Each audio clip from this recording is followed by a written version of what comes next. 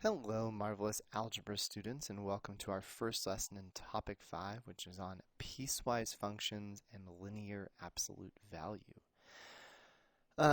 Today we're actually going to be spending most of the time on a computer, so you'll want one handy. Hopefully you're doing this lesson with a teacher, and your teacher has already set this up, but we're going to be doing a game on DESMOS called Marbleslide.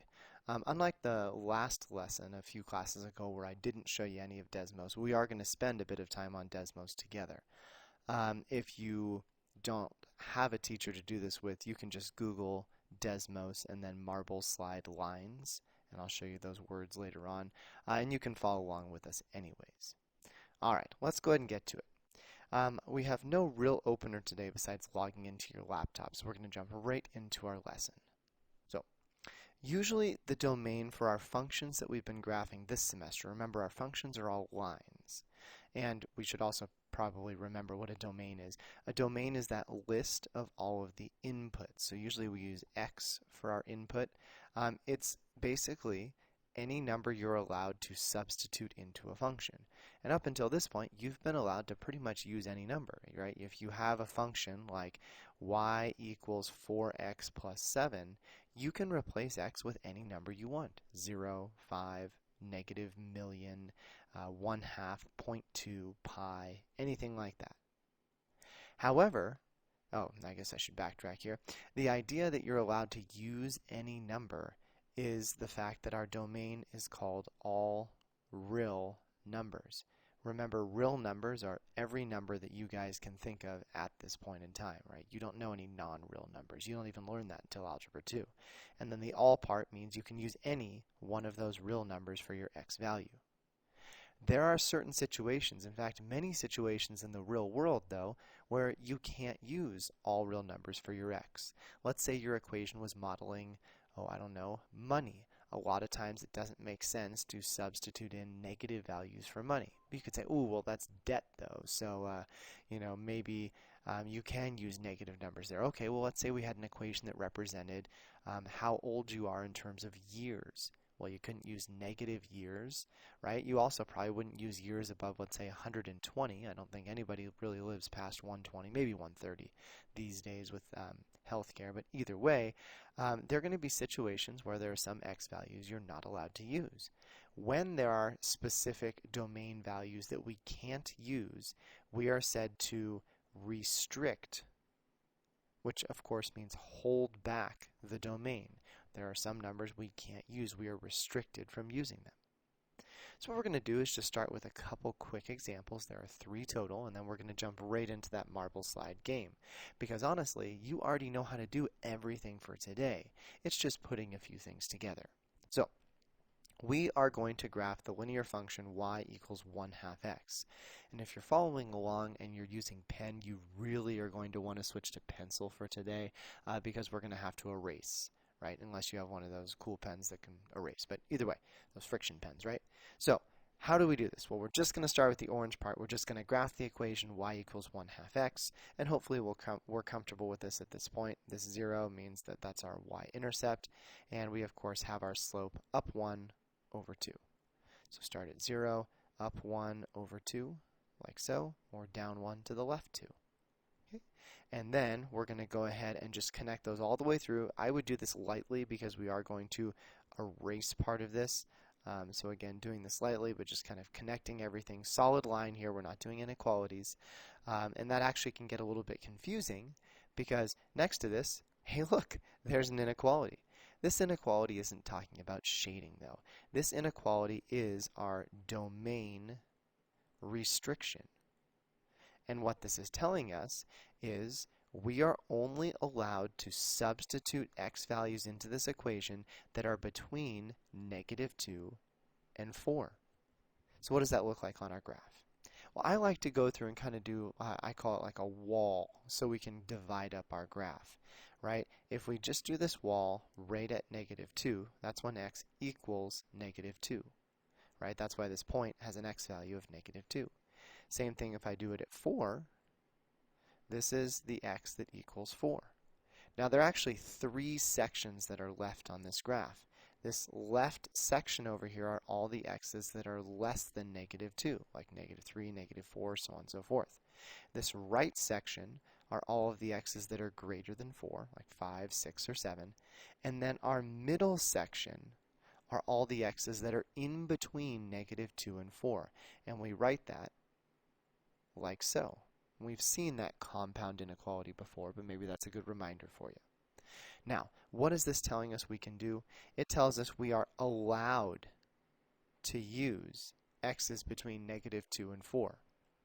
So that means we are going to keep the graph between my two walls. We want to keep the x's between -2 and 4. But that also means we're not allowed to use the x's that aren't on that interval. So we need to use our eraser and erase everything that is not between -2 and 4. Last but not least, we also need to realize that at the endpoints, x was allowed to be equal to -2, but not equal to 4. And how do we show that? Well, we've seen this before. When something is equal to, like it's equal to -2, then we do a solid circle. But if it's not allowed to be equal to, we do an open circle. And so, we had an equal sign at -2, closed circle, no equal sign at 4, open circle. This is our final graph. Now, full disclosure, if you see this on a test, your test will not have these walls right here. Your test is just going to have the line. But I really like having those walls, and you can leave them on my test, just so that I know you know what you're talking about. I think the walls really help you organize your work. So let's try another. Okay. F of x equals -2 times x plus 1 plus 3. Okay, we'll do the same thing before. This guy looks like it's in HK form.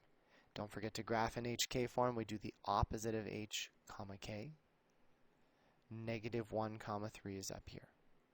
Then we follow the slope, down 2 over 1, down 2 over 1, and I'm going to work that all the way down here, or up 2 to the left 1. Then we connect these guys, right? So we're going to go through and connect as best we can. There we go. And that's all it is for step 1. Again, this is really everything you know how to do already. We're graphing just a single line today, and then we're restricting the domain.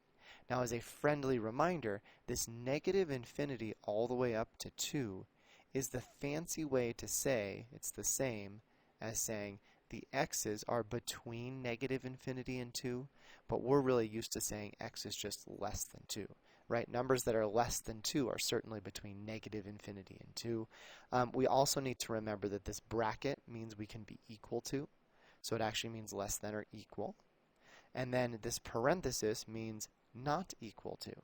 We always use parentheses with infinity because you can't be equal to infinity. Now, we're going to go ahead and restrict the domain of our graph. So let's take these points in here. We have a wall at 2, right? This is when x is equal to 2. These are all the points over here that are, you could either say greater than 2. The other way to do that is we could say, I'll use parentheses here, we could use from 2 to infinity, right? Positive infinity is somewhere out here, isn't it? 5, 6, 7, infinitely large. And then on the other side, okay, we have all the numbers that are less than 2, but the fancy way to say less than 2 using our, we call this interval notation, is we go from negative infinity to 2. We only want the numbers from negative infinity to 2, so I need to erase this part. And then, so we're keeping the x values between negative infinity and 2. We need an arrow on the left side because we're going forever, right? We're going to go up, out, and negative infinity is over here. It shows our graph goes forever. But on the right side, because we had that bracket, a bracket means an equal sign, we want a closed circle at 2. Alright, and that's it. Again, as a reminder, on your test, you wouldn't actually have that wall right here. You would just see a line like this. However, there's nothing wrong if you're writing it to put out all that stuff. Alright, last one. Just going backwards shouldn't surprise you too much. We have a restricted domain, a linear equation with a restricted domain over here, and all we need to do is first write the equation, and then also write the domain restriction. So our restriction is going to be this part to the right. Let's just start with the equation though. If we're writing this equation, we need to look at the line, and you really have two options to write the equation of a line. You have mx plus b, and you also have hk form. Mx plus b is a great form if you know the y-intercept. But if you look over here at the y-intercept, I think somebody, oh, it was me, somebody didn't give you a nice y-intercept. So we don't want to use mx plus b here. Instead, we work hk form. We'll start with the slope. Let's identify some nice points on this graph. Looks like here maybe. It seems like slope-wise we're going down 2, so negative, and then to the right 3. So I think our slope is negative 2 over 3. Now I'm actually going to have you write this problem twice, so it's going to be the same equation each time because we're going to practice the different notations for the domain restrictions. Once we're there, if we're using HK form, don't forget that HK form really just needs any one nice point on your graph. There are a couple nice points. I'll just pick this guy over here. This is 2, negative 3, I think. And so for HK form, we do the opposite of H, so even though it's a positive 2, it shows up as a negative. And then whatever K is, takes the spot at the end. So if I were to graph negative 2/3 times x minus 2 minus 3, it would be this exact line. Or would it? Because if you graphed that, this line would go forever. It would have an arrow at the end. And so we need to restrict our domain. We don't use the whole line, just part of it. To restrict the domain, I'm going to go through and check out my wall and see what I have going on here. This is x equal to negative 4. I think anything to the left over here are all of the x's that are less than negative 4. And anything to the right are all the x's that are greater than negative 4. Well, the line is on the right side, so the line is showing us x's that are greater than negative 4. This is known as set notation. It doesn't really matter if you remember set versus interval. You just need to be able to understand what this is telling us. Now, there is also that interval notation, and so interval notation just goes from left to right. It takes the number on the left, which is negative 4. Well, that didn't go well, which is negative 4, and then it takes the number on the right. Well, since this line goes forever, what is the number on the right? Well, it isn't a number. It's a concept. It's the fact that this is infinitely large over on the right. And it says we're using x's from negative 4 to infinity. We can never be equal to infinity, so we need parentheses, or a parenthesis. And then if we look over here, and it's kind of small, there's an open circle. And if there's an open circle, we aren't equal to negative 4 either, so we also need a parenthesis. Now, when we jump into DESMOS, DESMOS is going to use set notation. It's going to use this guy to restrict the domain. And it actually goes one step further. Instead of using these little semicolons here, it's going to actually use these curly braces to group your domain restriction. So if you put this in curly braces, it's going to restrict your line. It's going to stop it. And that will become very important. Okay, so at this point, hopefully you are at student.desmos.com. Your teacher should provide you with a class code for the game Marbleslide Lines. And your teacher, hopefully, if your teacher watched this, hopefully they set this up ahead of time so they know how this works. Students, you are going to have to create an account, and that's a little bit frustrating. Desmos didn't used to require this, but I'll show you a way to get around that too. So let's go ahead and look at the login first. I think I have everything ready to go here. I was getting a keyboard. You'll see why in a second. So I have my class code. I went to student.desmos.com. I'm going to join. Now, when I join, it's going to say, cool, sign in. If you have a Google account, you can use that. If you don't have a Google account or you just don't want to link your Google account, and I don't blame you at all, you need a Desmos account. Now here's the nice part. When you go to create account at the bottom, you're going to put your name, your email, and by the way, we've discovered that your email doesn't actually matter. So I'm just going to say this is an email at email.com. And then you need a password. I'm going to use password for password, right? If you do want to create a Desmos account with your actual school email, it's not a bad idea. You're probably going to use Desmos over the next couple of years in most of your classes, so having an account where you can save your graphs and log back in is a good idea. But since I'm just demonstrating this right now, I'm just showing that you can really make up just about anything you want. See, it accepted that. That's not my email, by the way. So you can do anything you want there. All right, once you log in, that class code joined my fourth period at this point, and we're doing the activity Marbleslide lines. So I'm going to start that. And we're going to start one more time. Now, some of my students struggled a bit on this because reading directions was not a forte of theirs, but it will be for you, and you're going to be great. So, first thing we need to realize, the point of the game is to collect all of the stars. If we look on this first screen, here's the goal. Get all the stars, get to know lines. Click Launch to see what we mean. Each screen, you're going to be hitting Launch, or at least the blue button, to submit something. And I was able to hit all the stars with those purple balls, and I got a success.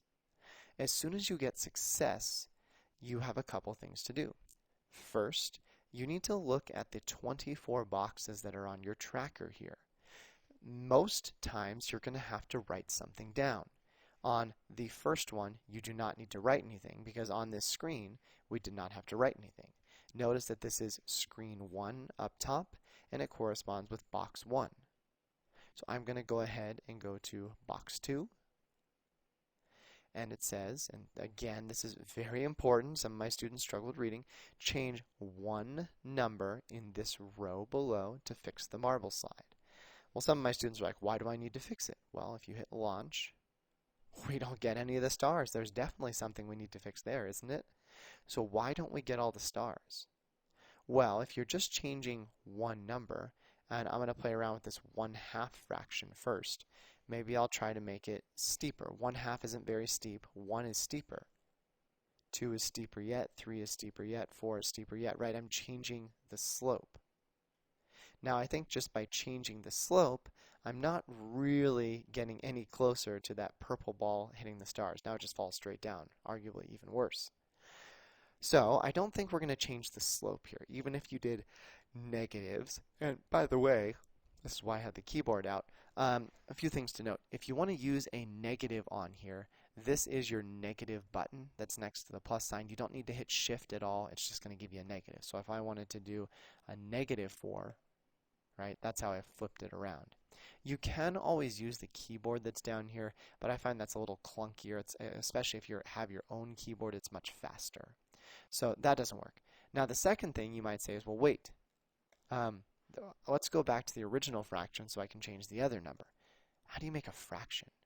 Well, the fraction is just this division button that's attached to your question mark. So if you hit that division button right here, it's going to make a fraction, and then you can do 1/2. This is what we originally started with. But let's say that you just have a moment of panic and you're like, I don't remember how to do a fraction, I'm doomed. Well, there is this gear button at the top, and then you can reset and it'll give you the original. Okay, so I have the original. Let's take a look at this 1. What is this 1 doing? Well, I think that 1 is, of course, the y-intercept, so it's set it at 1. If I make the 1 larger, like 3, it moves the line up, and that's not very helpful. I think instead we need to move the lines down. So let's try 0. Ah, drat. I think if I launch at 0, yeah, we still don't get them. But can we go lower than 0? Of course we can. Maybe we try -2. I think that looks pretty good. We launch, and we got it. Excellent. Success. Now on your paper, we're on screen 2, right? We need to go over and realize that there is something you need to write down here, right? You need to be recording on your paper so you have a record of what you're doing. We did 1/2 x minus 2. Okay. Also, your teacher can actually see their progress on their computer. They can see what all their students are doing. But this, again, is going to be for you both to compare with your neighbors. It's a little faster that way. And in case you need to look at this when you get home. All right, let's move on. Screen 3, because we got a success on this one. If you have too much fun, they show you how to reset, but I already showed that to you. While you're doing it, you might notice up here that I have a name, and it's Benjamin Banneker. This name is anonymized from the teacher, So I have a setting selected so that your name is hidden. This is actually a famous mathematician. You're going to get your teacher can assign famous mathematicians to all of you. So that way your teacher can keep all of your work up on the screen and you guys won't know who everyone is, so no one's embarrassed or about their progress. So, moving on. Change one number in the row below to fix the marble slide. Well, if you're like, ooh, y-intercept, I'm good at this. Maybe I'll make this like -5, -10, -100. Oh, it's too far. -50, 45. I think the ball is on the line now, but it's definitely not getting those stars. So I'm thinking it's probably not the y-intercept that we have to change. I think it's the steepness of the graph. So 4, 3 is less steep, 2 is less steep, 1 is less steep, 0 is even less steep. Oh, we went too far, right? We have a flat or a horizontal line, and 1 was too steep. So I think our slope needs to be in between 1 and 0. What's in between 1 and 0? Well, you could say, ooh, 1/2 is in between 1 and 0, and I think that'll work just fine. Don't forget, though, you could also use decimals. Many of my students did like 0.6. Oh, that's not enough. 0.5, that's good. 0.4, 0.45. I think 0.45 looks pretty good. I think 1/2 would have worked as well. Success. So don't forget, although we normally write slope as a fraction, decimals are okay. I'd say 0.45x, what was this, plus 3 here, is a fine answer. Okay, let's move on. Change one number in the row below to fix the marble slide. Well, I always try to hit launch first just to see what happens, and we're pretty close there, actually. I think the only reason we're not getting all the stars is this line just randomly stopped. Why would this line stop? Oh, isn't this kind of like what we did today? Normally lines go all the way across the screen, but somehow Desmos has restricted the line's domain to get it to stop where? Well, it looks to me like it stops at 4. So looking over here, there are 3 values in the problem. Which value is restricting the domain? Oh, I think it's the 4 right here. What do you think would happen if I changed it to a 5? Oh, now look, the line stops at 5 over here. If I changed it to a 6, right, and so on and so forth. If I launch from here, success, look at that. So we do need to record this one as well, right? This one was -0.4x plus 6, and then we made it for x is less than 6. Again, in real-world mathematics, we don't use those curly braces. Desmos does, though. It's part of its programming, and so you can put them or not. All right, let's head on to problem 6. All right, type as many equations of lines in the rows below as you need to collect all the stars. Well, let's try launching first. We're going to get 2 stars. That's exciting. And I think we've seen something like this before, right? This line goes too far. I think if the line stopped earlier, I might be able to get those stars. So what if we stopped it at 4, 5, 6, 7? What if we stopped the line at 7 instead of 0, right? Can you see it stops at 0 right now? So I'll change 0 to a 7, and now it stops earlier. Well, definitely needs to go further than 7. What if we tried 10? Oh, now we're cooking. I'm loving that. Except I'm still not getting that star. And I think as much as you play around with this, a single line is not going to get you your answer. So we probably need another equation. Now, I just clicked down below the 2. You could also hit the plus if you wanted. Equations always have that form, y equals, and then something with x. Right? This something with x causes a diagonal line. If you wanted a horizontal line, you could leave x out. I wonder if this works. Let's see. Oh, just missed it. So I bet I could raise that horizontal line up, or we could try and design our own line really quickly to make it work perfectly. How do we do that? Well, take a look at the slope here. The slope is up 1 over 2, so I could do that 1/2 x. And then if we follow that back, what would the y-intercept be? Looks like the y-intercept would be 3, wouldn't it? Plus 3. That's a pretty nice line. Wonder if this will work. Oh, yeah. So, once we get to designing our own lines, don't forget that first, slope-intercept form exists. And second, more powerfully, HK form exists too. We'll see that in a bit.